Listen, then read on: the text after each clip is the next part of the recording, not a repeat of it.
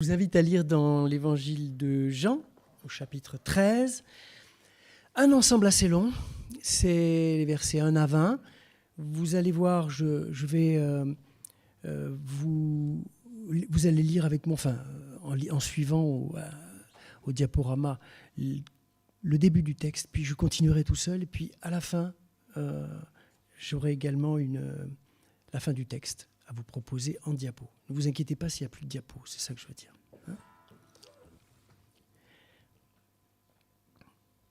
Avant la fête de la Pâque, Jésus, sachant que son heure était venue, l'heure de passer de ce monde au Père, lui, qui avait aimé les siens qui sont dans le monde, les aima jusqu'à l'extrême. Au cours d'un repas, alors que déjà le diable avait jeté au cœur de Judas Iscariote, fils de Simon, la pensée de le livrer, sachant que le Père a remis toute chose entre ses mains, qu'il est sorti de Dieu et qu'il va vers Dieu, Jésus se lève de table, dépose son vêtement et prend un linge dont il se ceint. Il verse ensuite de l'eau dans un bassin et commence à laver les pieds des disciples et à les essuyer avec le linge dont il était ceint. Il arrive ainsi à Simon-Pierre qui lui dit « Toi, Seigneur, me laver les pieds ?» Jésus lui répond « Ce que je fais, tu ne peux le savoir à présent, mais par la suite tu comprendras. » Pierre lui dit « Me laver les pieds à moi ? Jamais. » Jésus lui répondit « Si je ne te lave pas, tu ne peux pas avoir part avec moi. » Simon-Pierre lui dit « Alors Seigneur, non pas seulement les pieds, mais aussi les mains et la tête. » Jésus lui dit « Celui qui s'est baigné n'a nul besoin d'être lavé, car il est entièrement pur. Et vous, vous êtes purs. Mais non pas tous. » Il savait en effet qui allait le livrer, et c'est pourquoi il dit « Vous n'êtes pas tous purs. » Lorsqu'il eut achevé de leur laver les pieds, Jésus prit son vêtement, se remit à table et leur dit « Comprenez-vous ce que j'ai fait pour vous ? Vous m'appelez le Maître et le Seigneur, et vous dites bien, car je le suis. Dès lors, si je vous ai lavé les pieds, moi, le Maître, le Seigneur, vous devez vous aussi vous laver les pieds les uns aux autres. Car c'est un exemple que je vous ai donné. Ce que j'ai fait pour vous, faites-le vous aussi. En vérité, je vous le dis, un serviteur n'est pas plus grand que son maître, ni un envoyé plus grand que celui qui l'envoie. Sachant cela, vous serez heureux si du moins vous le mettez en pratique. Je ne parle pas pour vous tous, je connais ce que j'ai choisi, mais qu'ainsi s'accomplisse l'Écriture. Celui qui mangeait le pain avec moi, contre moi, a levé le talon. Je vous le dis à présent, avant que l'événement n'arrive, afin que lorsqu'il arrivera, vous croyiez que je suis. En vérité, je vous le dis, recevoir celui que j'enverrai, c'est me recevoir moi-même, et me recevoir, c'est aussi recevoir celui qui m'a envoyé. Jusqu'ici, notre lecture. Cette scène d'évangile m'a toujours beaucoup intrigué. Comment comprendre ce geste de Jésus ? Comment entendre cet ordre adressé aux disciples à se laver les pieds les uns les autres ? Dans l'histoire, les catholiques romains et aussi les adventistes, on ne le sait pas souvent ça, ont entendu là un commandement. Et ce geste du lavement des pieds est devenu chez eux un rituel, une tradition. Ce rituel du lavement des pieds met en scène, on peut dire, l'esprit d'humilité, l'esprit de service. Et ainsi, chaque année, le pape, pendant la Semaine sainte, lave les pieds, des pieds déjà bien propres, des évêques qui l'entourent. Mais le problème des rituels, c'est qu'ils ont tendance à prendre toute la place alors qu'ils sont censés montrer le Christ, ils prennent sa place. Ça, c'est très protestant de dire ça. Nous avons un petit problème avec les rituels et les sacrements. Bon, peut-être qu'il faudrait laisser les catholiques un peu s'exprimer pour nous dire autre chose. Mais il y a dans ce geste du Christ, je le crois, plus qu'un symbole d'humilité. Nous allons le voir. Mais la question n'est pas simple. Et c'est la belle prestation de Pierre dans cet échange avec Jésus qui me montre que je ne suis pas le seul Pierre à pédaler à côté du vélo en lisant ce passage, à me sentir dérouté face au geste de Jésus. Je reviens à Pierre, l'apôtre. Quel brave garçon quand même. Quel merveilleux apôtre, quel bon élève. Et là, on le trouve, je le chambre un peu, mais entre Pierre, on le fait. On le trouve en pleine crise d'humilité. Il fait son premier de la classe en refusant catégoriquement que le maître s'abaisse devant lui pour lui laver les pieds. Il ne manquerait plus que ça, le maître se conduisant comme l'esclave de la maison. Petite note historique d'ailleurs, il revenait en effet aux esclaves de laver les pieds des invités, mais le geste était tellement humiliant que les esclaves juifs, il y en avait aussi, en étaient souvent dispensés. Et Pierre, en bon juif, ne comprend pas que Jésus lui fasse ce que lui, Pierre, n'aurait jamais accepté de faire, peut-être même pas à Jésus, même s'il affirme le contraire, vous l'avez entendu, c'est à moi de... Ce que Pierre ne comprend pas, c'est qu'avec le Christ, tous les rôles sont inversés. Le monde lui-même est renversé. Comment le dire ? L'évangile, la bonne nouvelle, c'est Dieu qui devient homme pour que tous les esclaves qui auraient envie de devenir des maîtres deviennent joyeusement les serviteurs les uns des autres. Et ça, Pierre ne le sait pas encore. Je reprends la scène dans son ensemble. De façon assez indiscutable, vous en conviendrez, nous nous trouvons devant une scène d'envoi en mission. À la fin de ce passage, Jésus déclare solennellement « Recevoir celui que j'enverrai, c'est me recevoir moi-même ». Et il ne faut surtout pas oublier où Jésus envoie ces hommes aux pieds propres. Il les envoie sur les routes du monde. Or, ce monde est un monde où il y a de la poussière, de la boue, tout un tas de saletés. Personne ne peut marcher dans le monde sans se salir, sans patauger dans la boue, fouler les ordures. Je ne dis pas que le monde n'est que poussière, saleté et pourriture, loin de là. Je rappelle simplement une évidence, on ne peut pas se déplacer dans le monde, dans nos vies, sans s'y salir les pieds, sans trébucher dans les poubelles.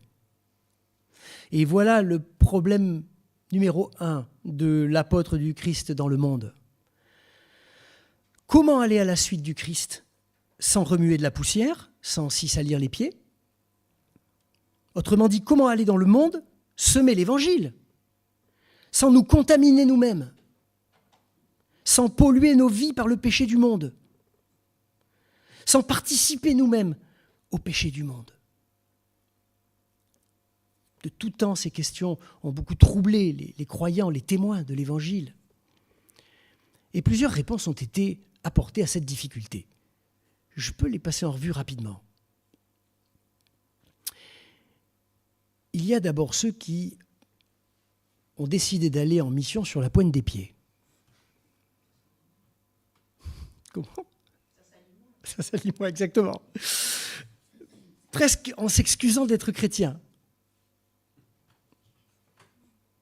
Il faut dire que le monde est un véritable champ de mines, hein.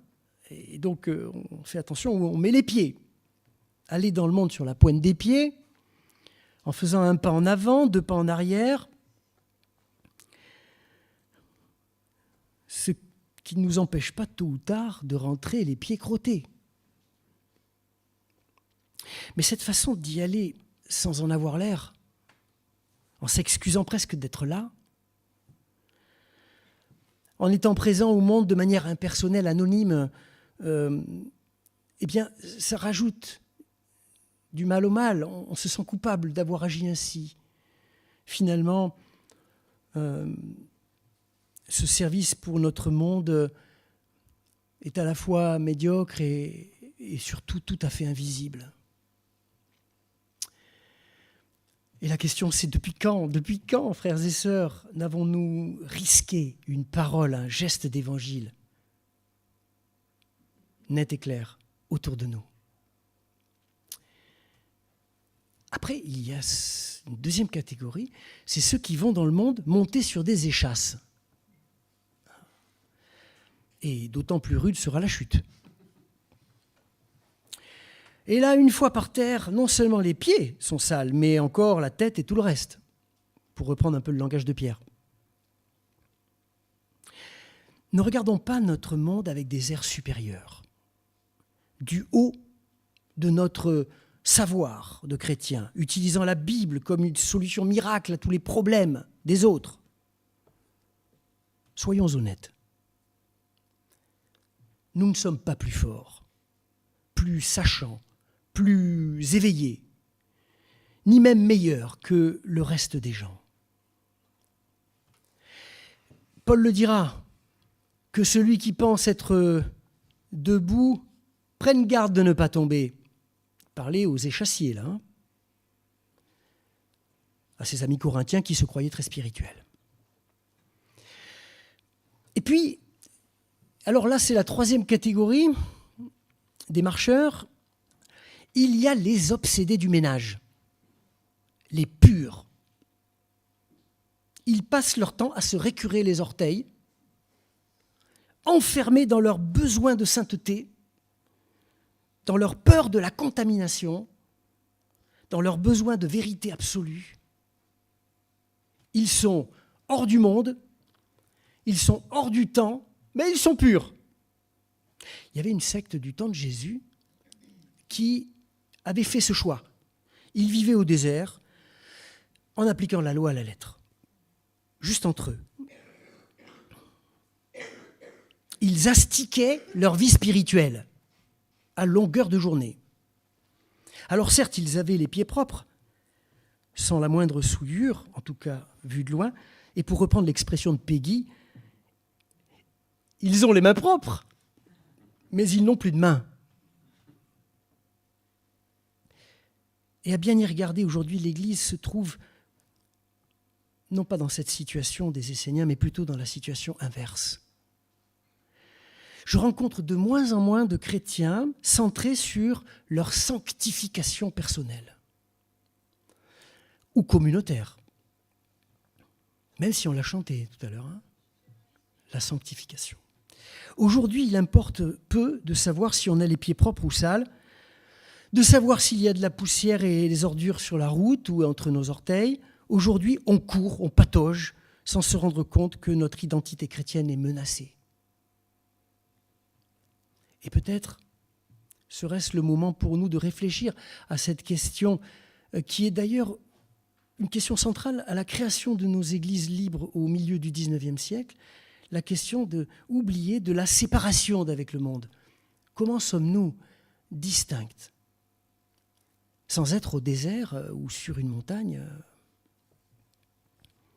Jésus sait qu'il est impossible aux apôtres de rejoindre les gens, de leur annoncer l'évangile sans se salir les pieds, avec eux, sans partager réellement le péché du monde. Il est impossible d'agir dans ce monde sans consentir à en subir peu ou prou son influence. Et que celui qui en est totalement libre dans cette assemblée m'excuse de ne pas lui prêcher l'évangile à lui, hein. Il n'y a pas de métier à 100% compatible avec les exigences de l'Évangile. Il n'y a pas de cause politique qui soit réellement juste. Pas de loisirs totalement sains. Certes, il y a moins de boue ou de poussière ici que là, probablement. Mais ce qui est important de comprendre, c'est que, où que j'aille, quoi que je fasse, je vais me salir les pieds. Alors que faire ? Devenir des moines et des moniales ? Regardez, c'est un exemple connu, je le prends très librement, les Amish.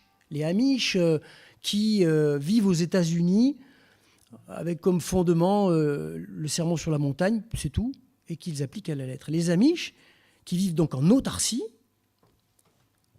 mais qui n'hésitent pas à faire vendre à prix d'or leurs produits avec une étiquette 100% hors du monde, et ça dans les plus grands aéroports américains, s'il vous plaît. Et les pères du désert racontent dans leurs écrits combien fut rude leur combat spirituel, loin du monde, loin de tout. Ceux qui ont cru que la recette des pieds éternellement propres se trouvait dans la rupture radicale et totale avec le monde, se sont bercés d'illusions. Et les églises elles-mêmes n'échappent pas à la contamination du mal. Elles sont pleines d'une poussière particulièrement épaisse et tenace. Ne nous racontons pas d'histoire. Nous sommes le monde, avec une différence, peut-être une seule. La foi, la conscience de la présence du Christ à nos côtés. La solution à notre problème de propreté obsessionnelle est au fond très simple. Laissez faire Jésus. Laissons faire celui qui s'abaisse pour faire que nos pieds soient non pas toujours rutilants, propres, nickel, mais nettoyés quand il le faut. Frères et sœurs, laissons faire celui qui purifie, jour après jour, sans relâche, son Église. Cette Église salie aussi bien par les œuvres qu'elle a accomplies que par celles qu'elle n'a pas eu le courage d'accomplir. Il faut laisser faire celui qui dit « Il suffit que je vous lave les pieds ». Après cela, vous êtes purs.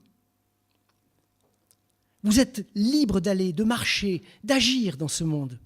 Vous êtes libre et pur pour y déposer un témoignage authentique, celui de votre foi, pour y réfléchir au sens de ce monde où vous mettez les pieds. Alors, avec cette conscience vive de notre pureté, qui ne vient pas de nous, qui ne vient pas de nos efforts, qui ne vient pas de notre appartenance à la bonne Église, qui ne vient pas de la marque de notre savon, avec cette conscience qu'elle vient du seul Seigneur Jésus-Christ. Et bien là, nous sommes rendus libres. Enfin. Je vous envoie, dit Jésus, je vous apostolise, littéralement, dans le texte grec, je vous apostolise comme des êtres, non pas purs, mais purifiés. Des êtres libres, capables de tous les contacts avec les impuretés, capables de toutes les relations, de toutes les aventures humaines, pourvu que vous y apportiez un peu de mon évangile, dit Jésus, que vous ne perdiez pas de vue où est la seule et la vraie source de pureté, dans le cœur du Christ. Et là seulement. Laissons-nous donc envoyer dans le monde, au milieu de nos frères et de nos sœurs les hommes, partager leur espoir, leur souffrance, marcher dans cette poussière qui est aussi la nôtre et revenir sans cesse au Christ pour nous laisser travailler, purifier par lui. Lui qui a marché dans notre poussière, lui non plus n'a pas eu les pieds propres, celle d'un Dieu qui n'aurait fait que frôler notre planète. Ses pieds ont foulé notre terre, chargée d'immondices. Il a partagé la boue de notre condition humaine. Jésus n'est pas un Dieu aux pieds propres. Ses pieds à lui ont été percés par le don total de sa vie. Jésus nous offre aujourd'hui la merveilleuse possibilité de nous libérer du mal, d'en alléger le poids dans notre marche, de nous libérer de nos culpabilités, les vraies, les fausses. Jésus nous nettoie de tout cela. Nous devons annoncer le pardon des péchés, la libération des culpabilités et, le soir venu, nous nous approcherons de Jésus pour qu'il nous purifie à notre tour de toute la grâce accumulée dans la journée. Aurons-nous seulement l'honnêteté de reconnaître que nous avons les pieds sales?